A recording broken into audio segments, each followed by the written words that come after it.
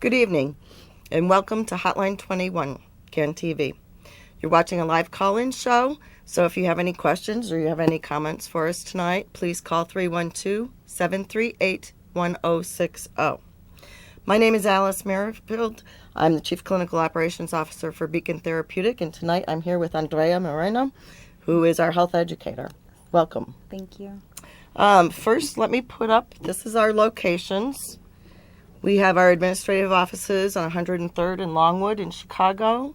Our homeless services, which are provided off-site in outreach fashion, are at 117th and Western in Chicago. Our elementary campus and our outpatient programs all run from 107th and Longwood in Chicago, and our high school is in Calumet Park, Illinois.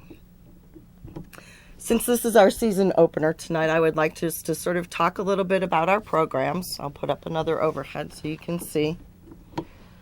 So Beacon started out over 40 years ago as a therapeutic day school. It was started as a grassroots group of parents who looked for educational alternatives for their family, for their children, and they began Beacon as a therapeutic day school.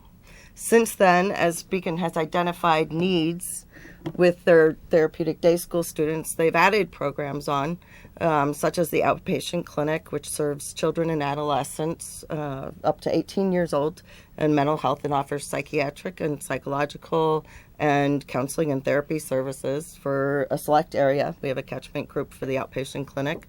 We've added the intensive outpatient programs. We have a 3 to 6 year old intensive outpatient program that serves children with high emotional needs, is an effort to prevent hospitalization.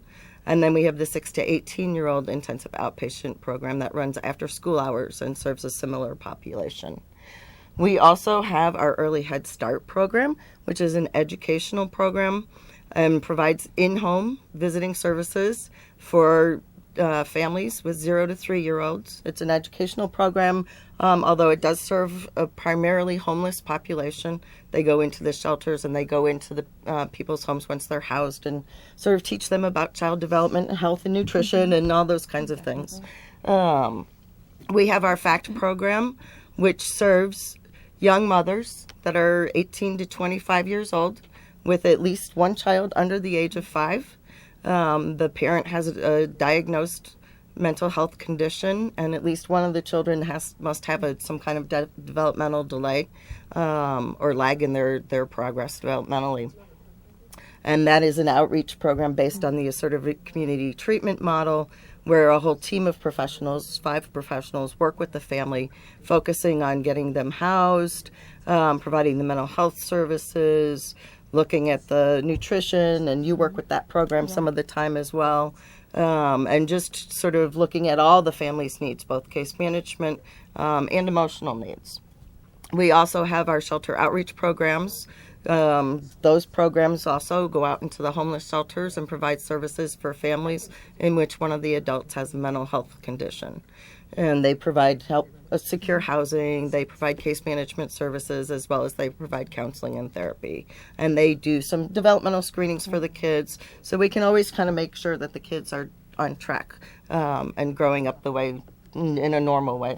We have our PATH program, which is a variation on the shelter outreach program, which serves adults with more severe mental illnesses, also families primarily. And then we have our Family Homes program, which is providing a lot of outreach and engagement services to families who are on the centralized referral system, which is a homeless system for, it's a way that families can secure housing and get signed up and assess their vulnerability.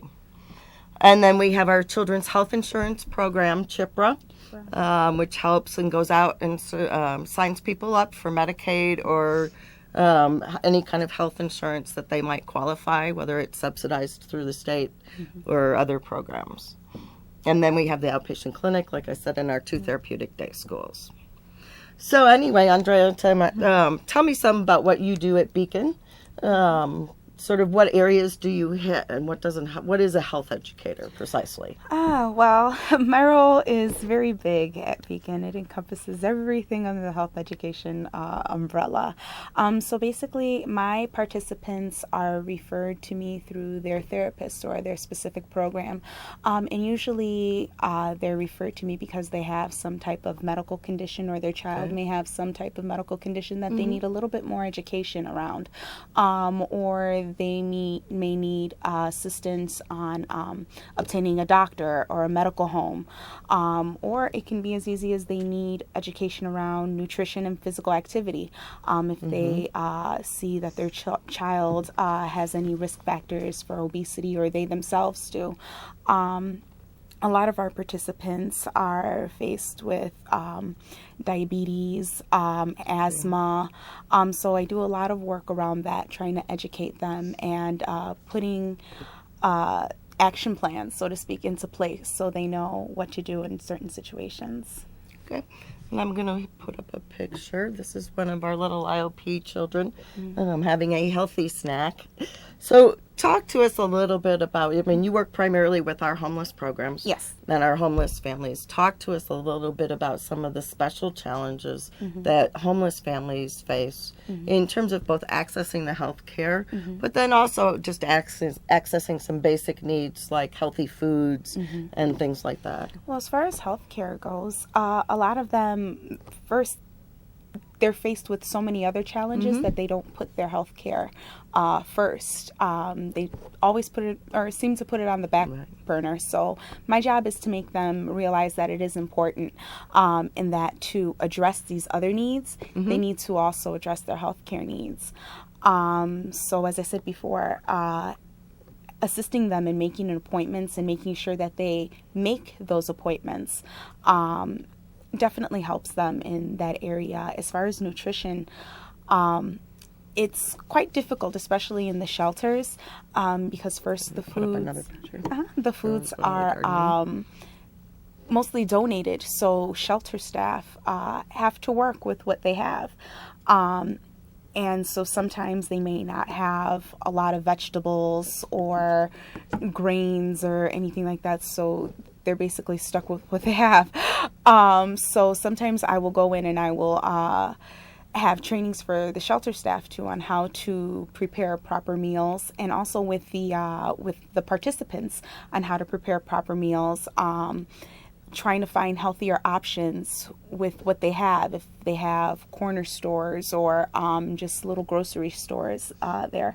So I'll try to help them choose healthier options. That's great. And when we were talking before the show, I know you mentioned something about some of the local drugstores have added some fresh fruit into that, and that's been a new resource for some of the families, because typically there hasn't been fresh produce or that kind of foods around. No, definitely, like places like Walgreens or other chain stores, they're now starting to have fresher options, or just more of a grocery store atmosphere to help these participants. And that's really great. No, definitely.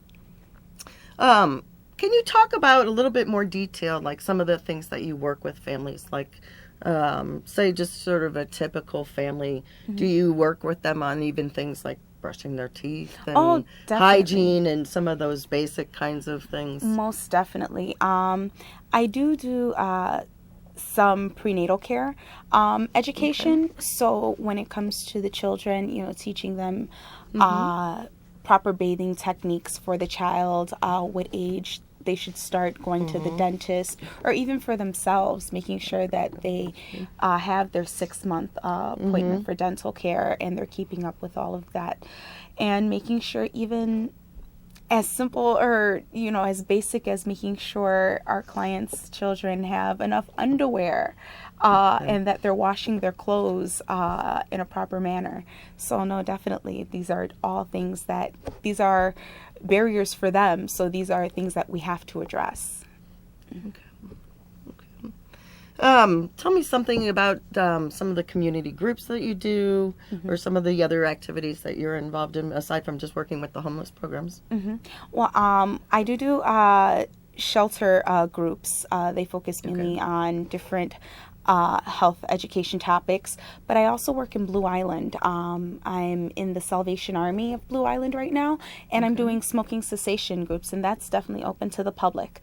That makes it a little different for me because I'm used to working with our specific population. So to be able to work with just the general public, it's quite interesting. It's a different touch on things. Now, before you came to Beacon, what kind of settings did you work in? I mostly worked in hospital settings, but I was in the community. I worked, before I came to Beacon, I was in the community wellness department at St. Anthony's Hospital. I did my internship there, and I was working on a family diabetes education program in the North Lawndale area. So I've always been attracted to the social services and helping lower income populations.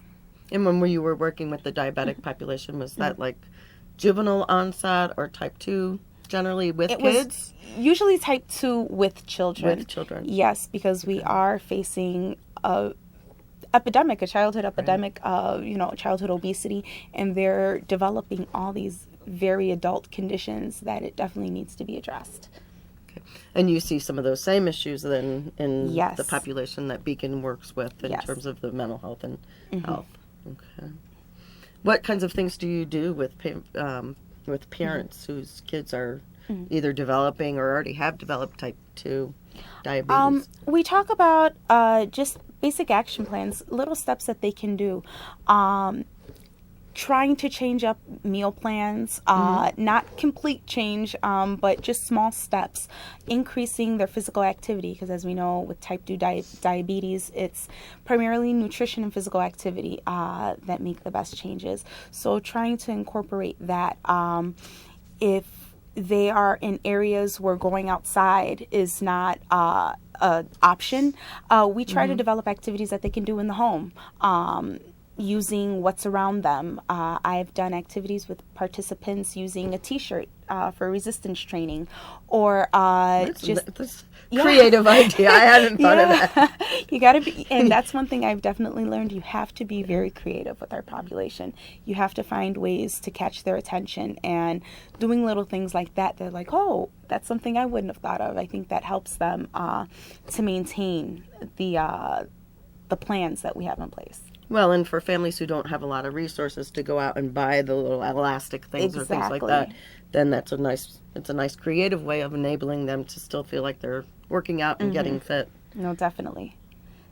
Or as far as nutrition with our participants, we've made several trips to grocery stores. So we'll do how to shop healthier, or we'll do cooking demonstrations. So we'll take a recipe that they normally cook, and we'll try to find a way to make it a little healthier, different variations of it. So it's still tasty, but it's easier and it's a lot healthier for them. That's great. What are some of the sort of agencies or health resources that Beacon has created linkages with and has worked with? And can you talk just a little bit about like some of the other programs in terms of medical and dental programs that are out there that we've been able to Well, we do utilize? have an agreement with Destiny Dental. That's usually primarily our Early Head Start program does that. And they make sure that the children are going to their dentist appointments every 6 months, and they utilize Destiny Dental.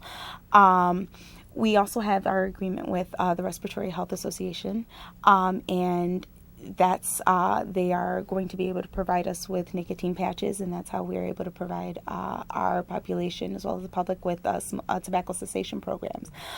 We also have a partnership with the department, or the city of or the Chicago Department of Public Health, with their city condom project. So we're able to provide sexual health education to our population as well as provide them with free condoms. So we have a lot of resources available to us, and just making sure that our participants are taking advantage of these is the key. Now, most of the time these days, just because of the changes in the health system, a lot of our families come in and they do have some form of health insurance. Oh, Usually. yes, Is that they your do. experience? Yeah, Right? Okay. definitely. It's But just sometimes it's different kinds of Medicaid, Yeah, or it's different kinds, Can so, you talk a little bit about how that might impact care? Sometimes our participants, it's easy for them to just call and make an appointment anywhere they'd like to go. Sometimes our participants will have to go see specialists for a lot of their medical conditions. So trying to work with their primary care providers to get those referrals can sometimes be a challenge. And because of their insurance. Trying to work with them, trying to find other options, working with CHIPRA to see if they qualify for other programs to be able to access care is something that I also assist with. So, Okay. How do you feel overall your services sort of integrate with the rest of Beacon's services? And I'm just going to put up another picture. I think coupling the mental health with the physical health is very beneficial. I think you can't. It's difficult to focus on one without the other. So, in creating the ITPs, I think it addresses more of their issues. We're able to address a lot more of their issues instead of just focusing mainly on mental health when they have these physical ailments or condition. I think it helps to have a health educator there. Yeah. So that all these needs can be addressed, and it's not putting so much more on the therapist. So we kind of share responsibilities, and also it helps to reinforce what each of us are trying to teach the participant. So there's certain aspects that the therapist may need help on, or I may need help on, that we can work together on having our participants meet their goals. Well, and in the sort of current trend of things, the field of mental health and physical health are moving towards integrated care approach, which means that the physical or the medical help and the mental health are all at the same site or part of the same clinic, so that there's more communication and integration of care, as it sort of talks about. And I think having a health educator has been one of the ways that Beacon has sort of been moving towards that model. By integrating some of the health services into our care. And yeah, I think it's been a great benefit to all of our services just to have somebody who can talk to our participants about what medical issues they are dealing with, and how to stay healthy, how to get healthy, and everything. We've actually had some people with some pretty severe, like, heart conditions in the past, and who have been struggling with more severe medical issues that also impact their mental health. And so they become depressed and anxious, and they can't get out very well to access the health care. So it's really been very helpful to have somebody who can sort of work with them on that and be more knowledgeable about that. Thank you. So, can you talk to us a little bit? So Beacon operates from a certain philosophy of care. Part of that whole philosophy of care is harm reduction, which sort of grew out of the substance abuse field, but has kind of expanded to encompass a lot of different high-risk behaviors.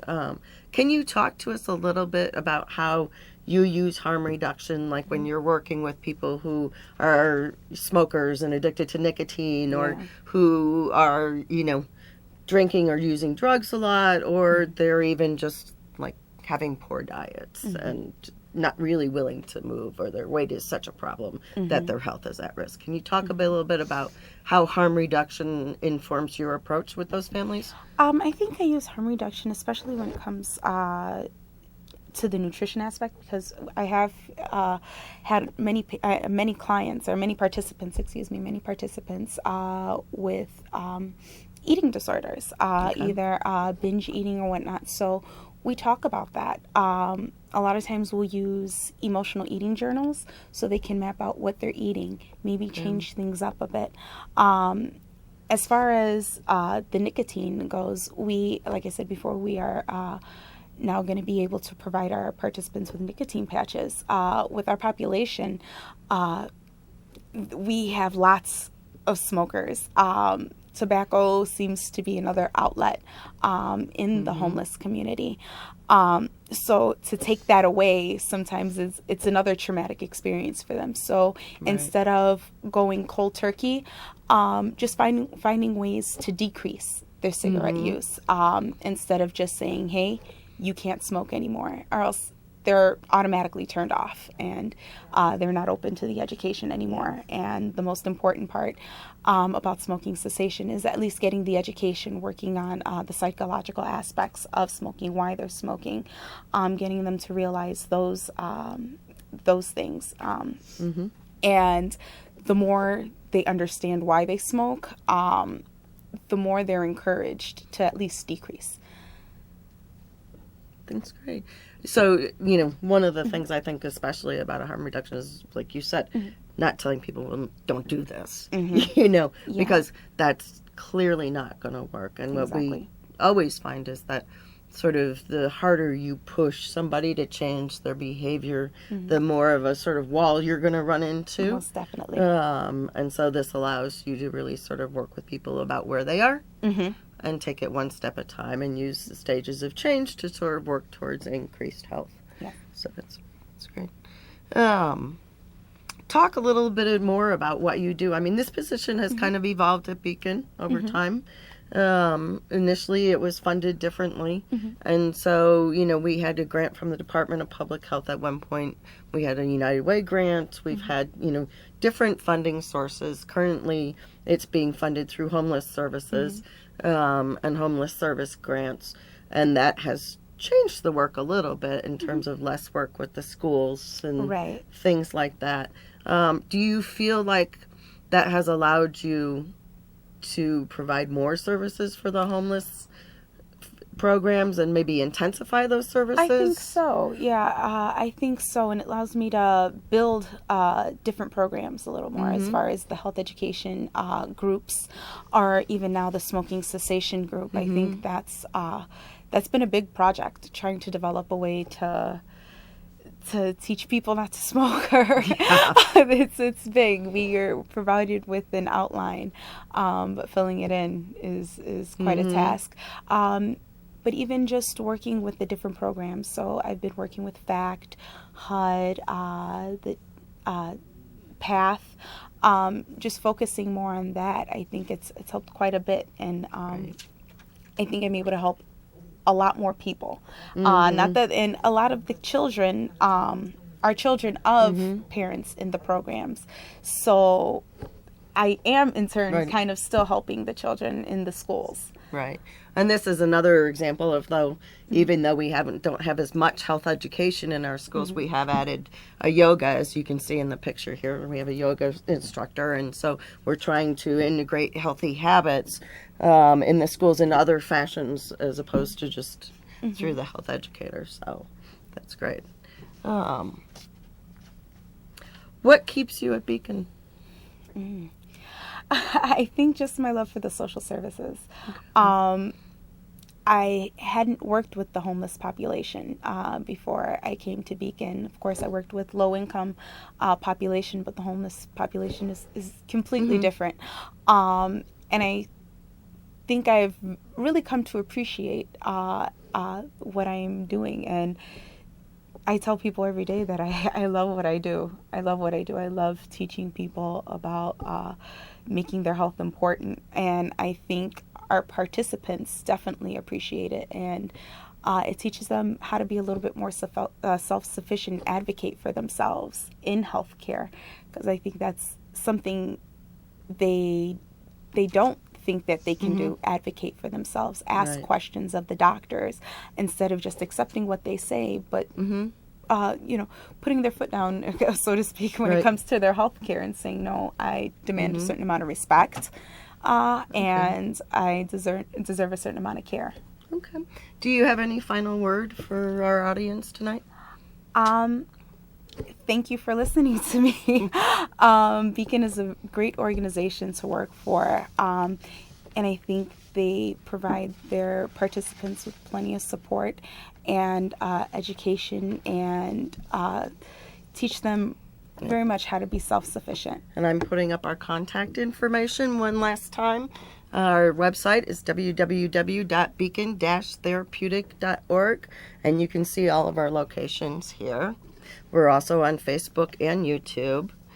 And we're Beacon Therapeutic, creating new endings to disadvantaged beginnings. Thank you all for joining us tonight. Thank you, Andrea, for being here and talking and sharing with us what you do. And have a good night, everybody.